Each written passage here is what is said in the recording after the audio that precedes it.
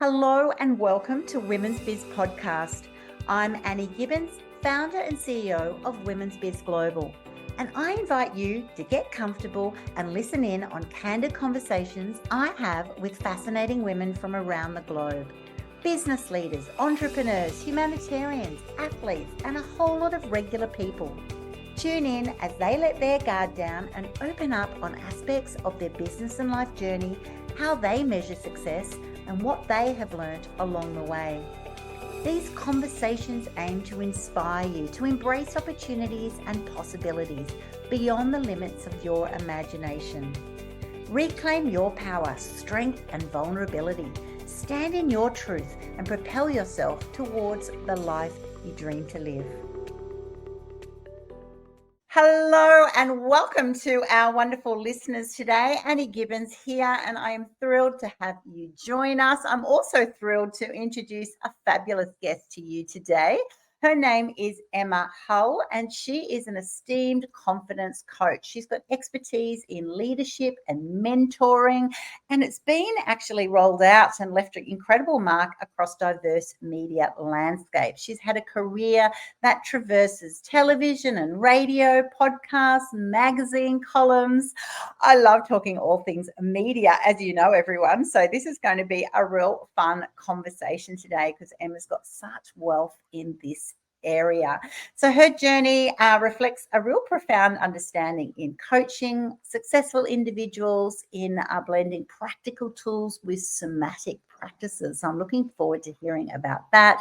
She draws from a whole background in corporate and government leadership and uses that to empower individuals to really take reins of their personal well-being. Such an honor to have you on the show today, Emma. Welcome.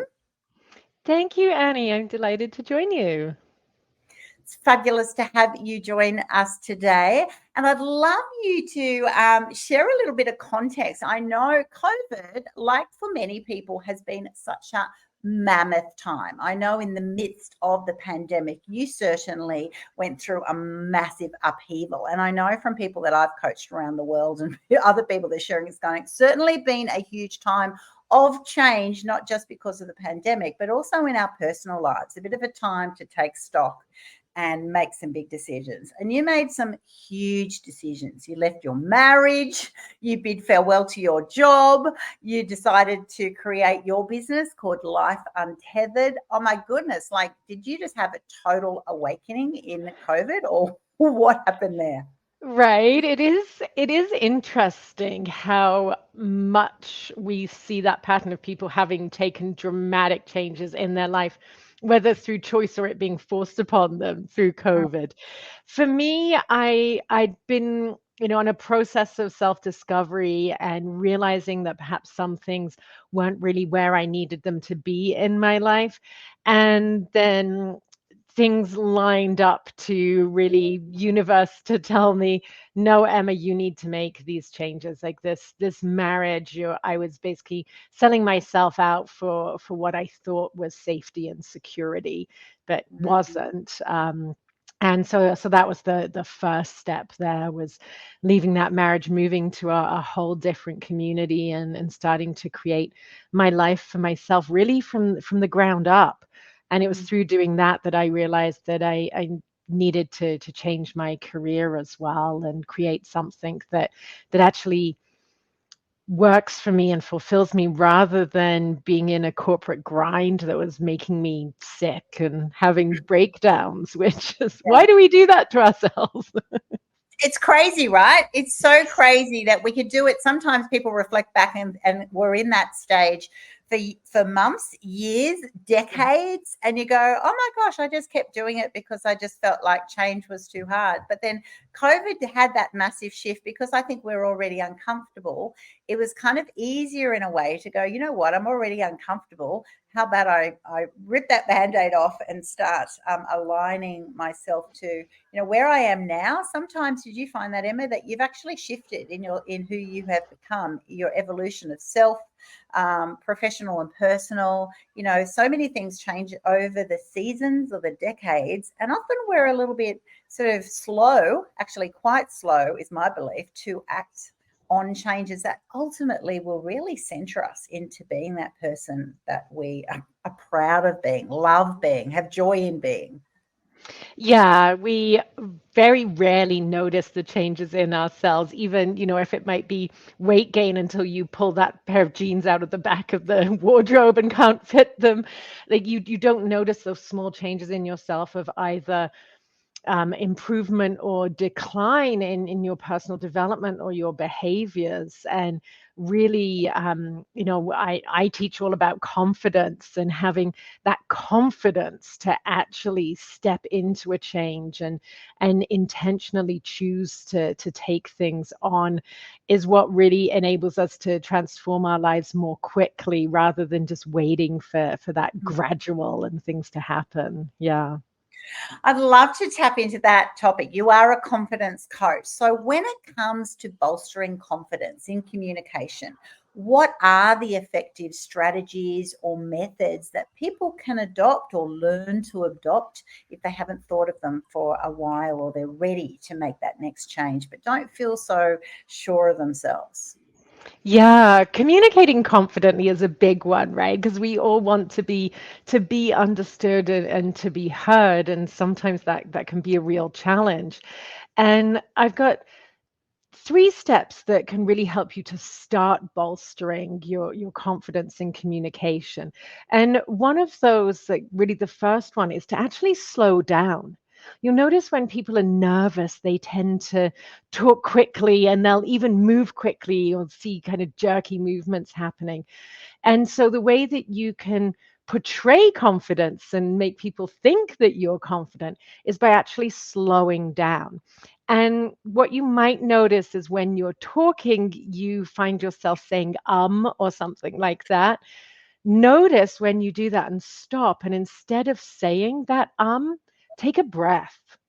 And that Mm. helps to slow you down and helps you to stop and think about what you're actually going to say instead of word vomiting it out. So that slowing down your speech can really help you to sound more confident, slowing down your body movements as well.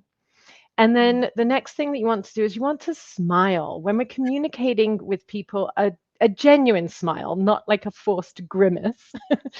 A genuine smile is inviting. As humans, we respond well to smiles. So if you're smiling, you're going to appear approachable and friendly. And so the people that you're communicating to are going to be listening more and paying more attention and more open to what you have to say.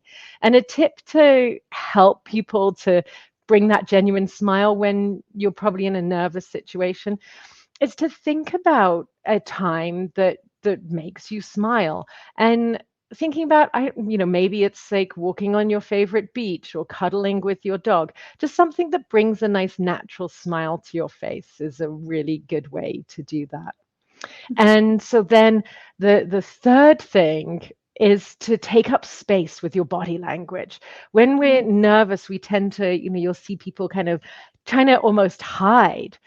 Whereas if you can bring yourself to sit up tall, stand up tall, that really helps to portray confidence as well. So if you can remember to do those three things, to slow down, to smile, and to take up space, that'll help you to seem more confident and you'll get that better response from your audience, which then will give you confidence and it becomes this beautiful perpetuating system.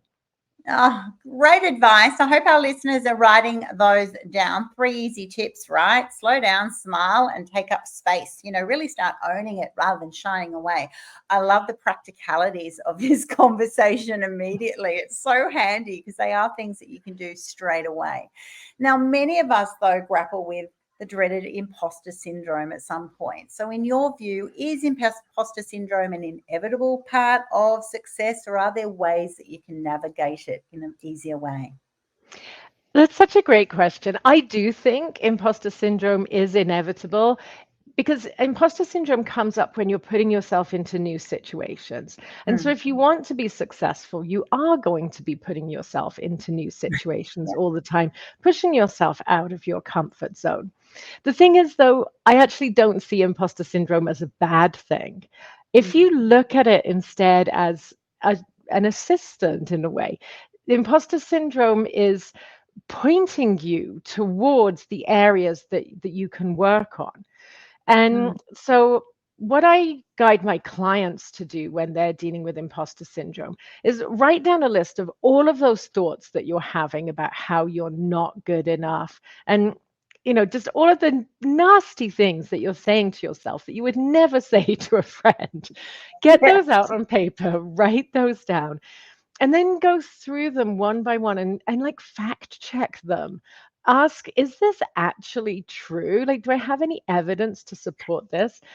And you'll probably find, like, I see you nodding, you're like, that half of them you're just going to throw away because you realize they have no Yeah. basis in fact whatsoever.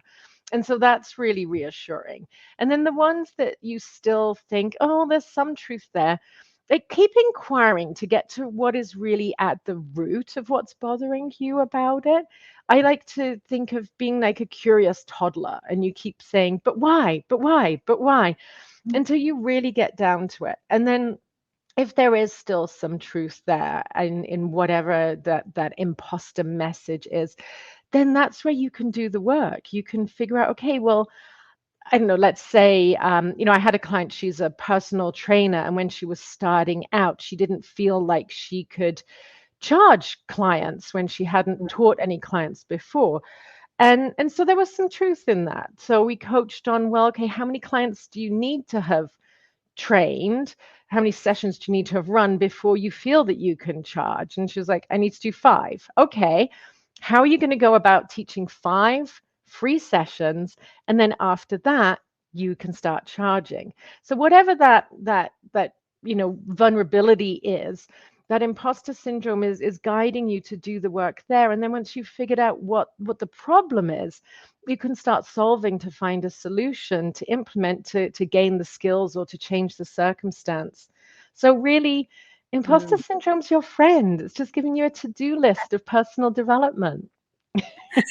I totally agree with you. And others will be going, oh my gosh, serious ladies. But yes, it's other stages of my life or career. No, I'm like, I hope they don't find me out. Whereas now I actually, love to be in that position. You go, oh, hello, imposter syndrome. I'm aware of you. I see what you're doing. I'm listening to that narrative in my head. And then I'm also then asking myself, like you, I always ask myself why 4 times, because once you get to that 4th one, you'll get to that limiting belief, that, well, what if I fail, or what if this doesn't work? And then, well, why is that so bad? Will the world fall down? And things like that. And also Yeah. that other side of the things that you don't know, you actually need that to kick in to actually go, right, well, how am I going to approach this new learning curve, this new opportunity, in a way that I'm less likely to fall down. In fact, I should succeed. So I love your approach to that. I totally agree. I And so love the 4 whys. That's so great too. But I the think for both of us, like the key is to having that positive attitude, right? Mindset is so much of it. And if you choose to take that attitude that life is happening for you, not to you, then that yes. really you can turn everything around and look at, okay, like how is this for me? And it really changes everything in your life if you do that. Oh, exactly. That one gold nugget, our listeners, will just shift everything for you. Why is this happening? Or take it as an opportunity to go, yep, even if it sucks, I'm going to learn, I'm going to grow, I'm going to come out different, in a whole lot of good reasons.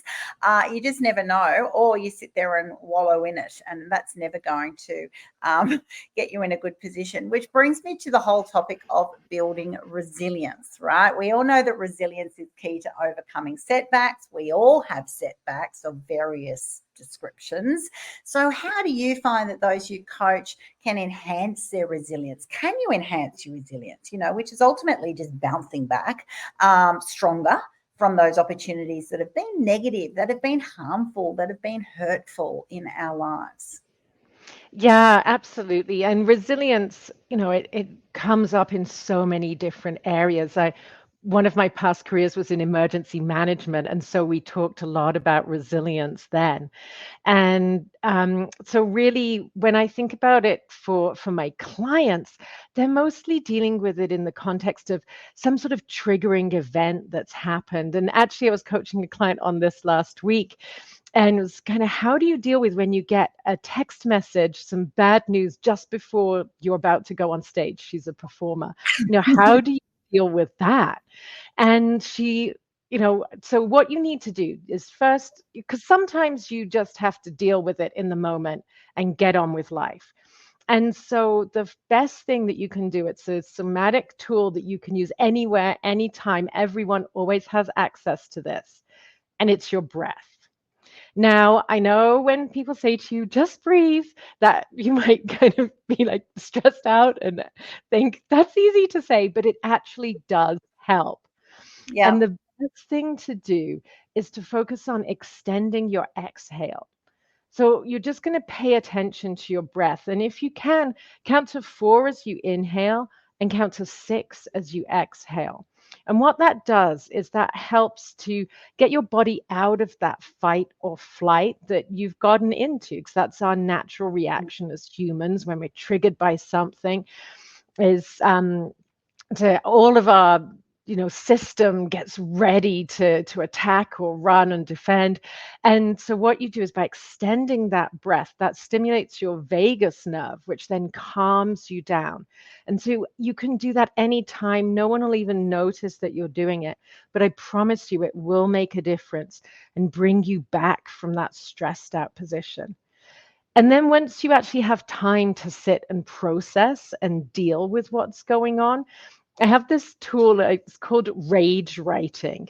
And you're basically going to write a letter to the person or the situation that has caused you all this pain.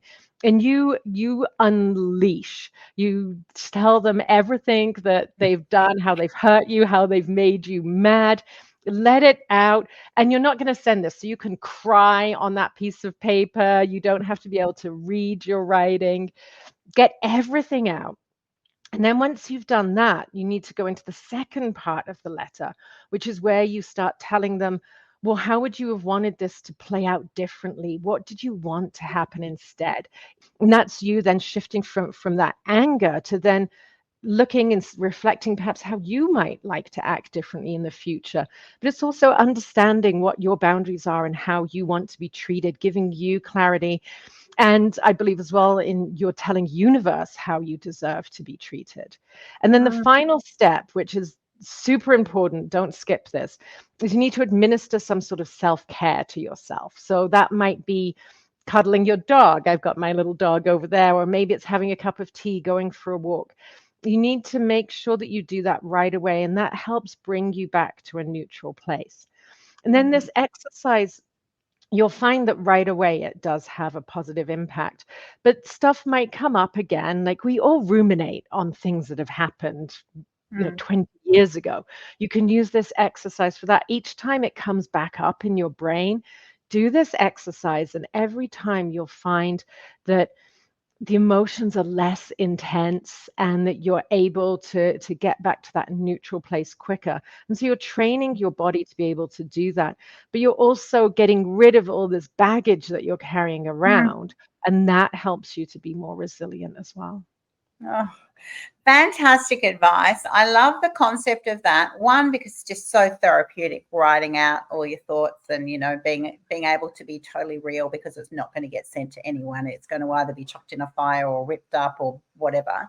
But also just the value of then not suppressing things. So it's so easy. Sometimes, that habit of going, oh, I don't want to deal with it, so I just suppress it. I'll wait till a better time. And that time often doesn't come, but it's always just sitting there underneath the surface. So you're actually training people to go, you know what, let's just bring it up, write it down, address it. And that's right. Every time you see it from a different angle, it loses its power until you just go, oh, I've dealt with that.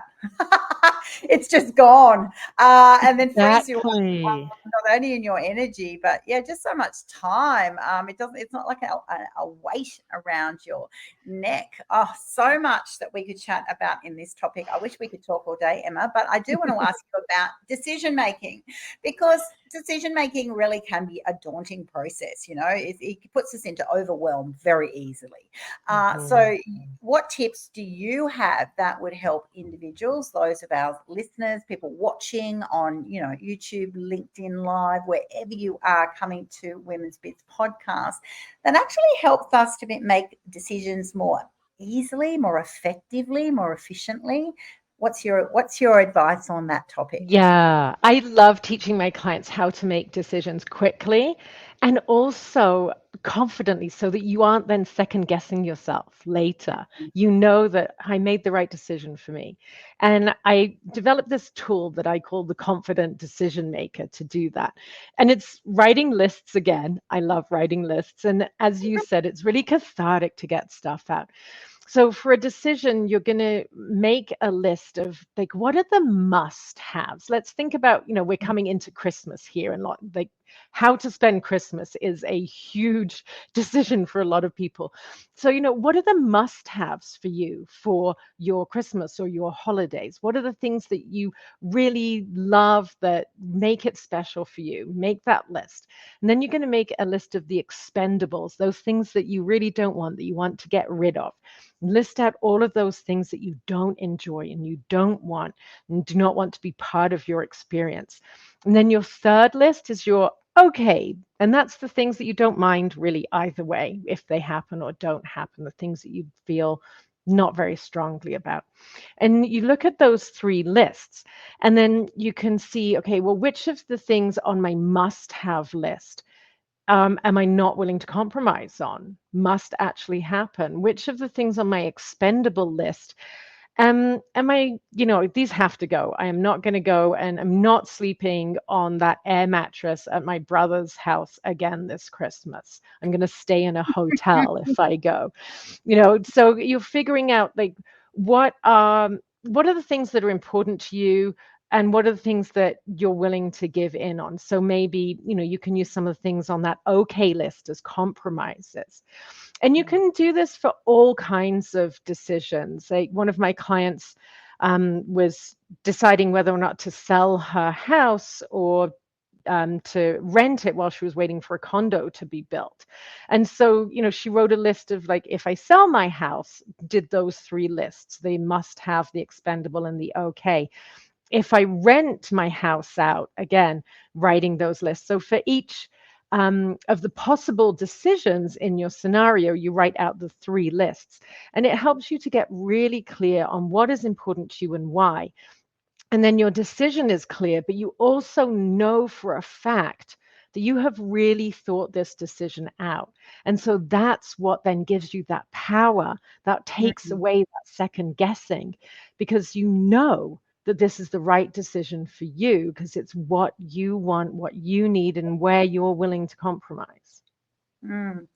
It also gives you that clarity, doesn't it? When you then start second guessing yourself, you can close your eyes and you can see what you actually, rated on your bit of paper, on your list. You ranked it 1 to 5 and you wrote why and this and that. So although you kind of go, oh yeah, I did the list and it's kind of done, and then so be, often when it helps, because your mind will go, it's habit, it will go back to that thought. But every time you've done that, there's so much value in that. So those of you who are listening in going, oh my gosh, it's two more list lovers.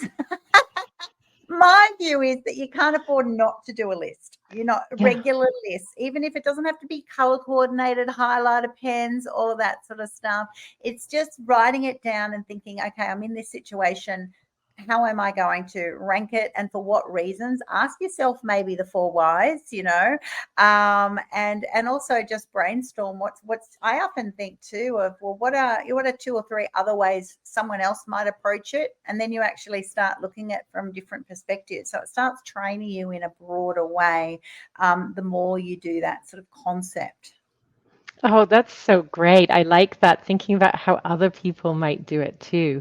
And for those people who are shaking their heads at the lists, when you carry all this stuff around in your head, whether it's decisions or you're trying to remember your grocery list, that is taking up space. It's like a computer with, the CPU being used up. You're using your valuable energy to keep whatever this thought is you're ruminating on, this decision, in your head. Whereas when you write it down, you get it on that piece of paper, you free up space to be able to get on with your life. So it is going to give you more time. Spend that time, write that list, and you will gain so much time and energy from it. Exactly. Picture of yourself just decluttering a couple of terabytes of unnecessary thought processes, time wasting, energy zapping, oxygen thieving, experiences in your day to day. And I tell you what, you just go, oh gosh, I feel like I do. I love thinking in that computer thought. So for those people who are maybe at where you were back at the beginning of COVID and they feel lost and disconnected from their purpose or their passion or where they should be, it's huge. So although we can look back and go, oh yeah, I'm so glad I did it, and now I'm in a different place. What steps could you give them? Some practical recommendations to help them just get a little sense of direction and enthusiasm towards where they could be heading. Yeah, it can be so hard. And we all find ourselves stuck in a rut at some point, whether that's in work, in a relationship, or maybe just in your, personal life, your hobbies. So don't beat yourself up if you are in a rut. Know that it's completely normal. But it also, once you start feeling frustrated in one area, it starts spreading and you start feeling frustrated in other areas. The thing is, though, that works in the opposite too. Once you start finding passion and purpose in one area, it'll help you find passion and purpose in the other areas. And one of the easiest things for us to control is our hobbies and what we choose to do with our leisure time. So really getting reconnected to finding passion and purpose in your hobbies is a really fun way to light up and re-energize your life. And what I love doing, the internet has been amazing. And thank you, COVID. So much stuff is online now, right? That wasn't. So we have access to many more things than we could. So go online, like go on Facebook and look at Facebook events, or go on Eventbrite or something like that, or even go to your local community center and see what activities there are. And look through and read the descriptions and just see which ones excite you, which ones give you that kind of little frisson. And notice, like, do I like doing solo activities, or am I excited by being in a group? Do I like competitive things, or am I an active person, or is it more quiet and creative? And just notice those kind of things that excite you. And then find something that fits as many of those things that really get you going, and try it. Just try it. Try different things. And then keep trying until you find the one that really makes you feel great. And that will help you. It'll lift your spirits, and it'll spread over into so many parts of your life. And I haven't tried this yet myself, but a lot of people here in Canada are obsessed with pickleball. Have you tried pickleball? I haven't even heard of pickleball. Oh my goodness. So, yeah, apparently, like, people are just finding this incredible community and passion through this sport that's new that I hadn't even heard of. So, you don't know what's out there until you start looking. And so get out there, look and see, Google pickleball and see if maybe that's what you want to try. Find things that excite you and find a way to do them. You can Mm, always, if you're telling yourself, oh, I don't have time for a new hobby, there you can find time. There's mhm, always something that you can strike off your list. You can find a way to create time to do something that lifts you up, because it is so important to do stuff for you, because mm. otherwise you'll just keep getting further and further into that rut. Exactly. Fantastic advice. You can't afford not to. We've all got 24 hours in a day, and it's how you use it. And we've all prioritized that on ultimately you do what you love, or you do what you have habitually done and allowed. You've accepted that. in your situation. So I think there's an element of, I'm not going to accept this anymore. And when I don't accept it, is then suddenly going to free up a rejigging of the way you spend your time, energy, money, moving forward. And so that's such great advice. I love the way you've approached that from a personal perspective and from a hobby perspective, because before people do big, bold things, it's about becoming happier in yourself, right? It's almost like that Mm. childlike approach. I remember when I was raising my kids, it's kind of like, just find something that sparks joy in you. So you'll have the Yeah. term of clarinet, and that's a disaster. And then you'll try the flute, and it's like, oh my gosh. And then suddenly they'll find taekwondo or dance class, or something will happen and they'll just suddenly come alive. And you go, sometimes it's trial and error. You might go, oh look, I've always wanted to do it, I've self-sacrificed, and now finally want to pick up the guitar, or your special sport in Canada. Or it might actually be, you know what, I don't even know, but I'll go and try a few things. Like, have some fun along the way. It is a journey of self-discovery, and my view is that you're never too old for that. Seriously, even if you're in 60s, 70s, 80s, you can just go, you know what, my future starts today, and I'm gonna try some things. And I tell you what, Emma, don't you just meet a whole lot of interesting people along the way?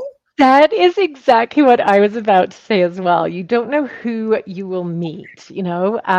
I started a book club because I wanted to be part of a book club, and there wasn't one that had space. And so you get That's to, connect with different people through that. And then maybe that person shares a different hobby and you get to go and explore that together. You want like variety is the spice of life, right? Don't keep doing the same old thing. It's boring. You're going to get bored. Go out, have some fun, try some different things.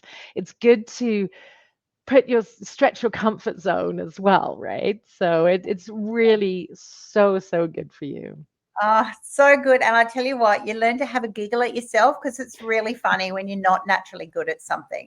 We tend to, we like to feel more confident or empowered. So we do things that we know we're relatively good at, or we start trying to perfect certain things. And when you try something that you seriously like, pick up golf and start chasing that little ball around the around the course, you just go, oh my gosh. But you can have a laugh, you can meet new people, find that energy in yourself, start taking life a little bit less seriously. And in this next journey will come the big concepts, the where am I at in my relationships, where am I at in my career, what do I want for my future. That's more likely to come out once you've started to just relax and to start enjoying yourself more, than to think that next change is going to change everything, because ultimately Yeah. you're going to bring yourself to that new experience. So I'm a big believer, Emma, on getting yourself sort of stronger right at the beginning, which brings me to those listeners who are wanting to connect with you. For those of you watching on, you've seen that Emma's website is lifeuntethered.com. And those of you listening will want to know that. So what are they going to find when they go to lifeuntethered.com, and what can you offer them today? Yeah, well, actually, right now I have a free masterclass that's taking place. And so you can sign up for that. I'm going to teach you 3 strategies that I guarantee will help you to achieve your dreams, to make 2024 your boldest year yet. So if you want to head to my website and sign up, go to masterclass, and you can register to attend live, and you'll get access to the replay as well. Ah, cool. Free masterclass. Who doesn't want that to start the year? In fact, get there ahead of time so you're all ready to go. I love that. And I love the flexibility. And once again, thanks to COVID, that we can be anywhere in the world, and we can now be tapping into things live or just watch the replay. I know most people actually watch all of my material, my TV show, podcast, summits on replay, because, I actually encourage it. You want to do it in your own time when it works your schedule. And so definitely take up that opportunity. I think it's really going to help you a lot. And as you can hear from Emma today, she has just got so much calm, confidence, top tips, easy points, I love it when I have a guest come on and go, oh, well, this is my 3 tips for this, and this is 3 tips for that. And you can apply them today. So thank you to our listeners. If you've got special questions, I want you to pop them in your chat. It doesn't matter what platform you are watching on, whether it's Spotify, Google Play, or if you're more on LinkedIn, Facebook, YouTube, wherever that is, just pop your question in the chat. I will find that and Emma will find that. We will respond to you as soon as possible because we want to help you on your way. So don't be shy on that. No question is a silly question, believe me, because I'm sure I've asked all of them. And I'm sure Emma has as well. So it's been great having you all join us today. And most importantly, thank you, Emma. Thanks for joining. I've really loved our conversation. It's been delightful. Thank you, Annie. Thanks so much for tuning in to this episode of Women's Biz Podcast. I'm Annie Gibbins, founder and CEO of Women's Biz Global. And if you would like to fast track your future success, pop on over to womensbizglobal.com, where you can find out how our coaching, media and publishing opportunities are helping women just like you to become and be seen as the trusted authorities in their niche. Inquire today and start reining in the abundance you desire.